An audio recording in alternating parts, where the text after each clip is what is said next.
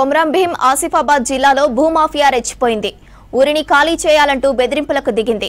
ఇప్పల్ నవేగాం గ్రామంలో 100 ఇళ్లను ఖాళీ చేయాలని లేదంటే జేసీబీతో తొలగిస్తామని అల్టిమేటం జారీ చేసింది. భూపట్టాలు తమ పేర్ల మీద ఉన్నాయని గ్రామస్తులంతా ఇళ్లు ఖాళీ చేయాలని ఆదేశించింది. దీంతో శ్రీనివాస్, చరణ్దాస్, మనోజ్ అనే ముగ్గురుపై ఆర్డీఓకు ఫిర్యాదులు చేశారు గ్రామస్తులు. ఏళ్ల తరబడి ఊళ్ళో ఉంటున్నామని తమకు న్యాయం చేయాలని వేడుకుంటున్నారు బాధితులు.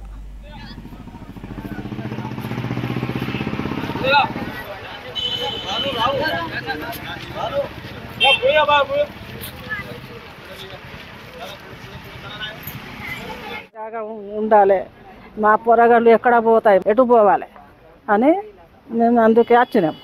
మేము 200, 300 సంవత్సరాల అత్త ముత్తాతల నుంచి మాకైతే తెలియదు ఎక్కడ పోకట. అన్నం పెట్టేటోళ్ళు మీలే, సున్నం పెట్టేటోళ్ళు మీలే, మాకైతే తెలియదు ఎటు పోవాలి.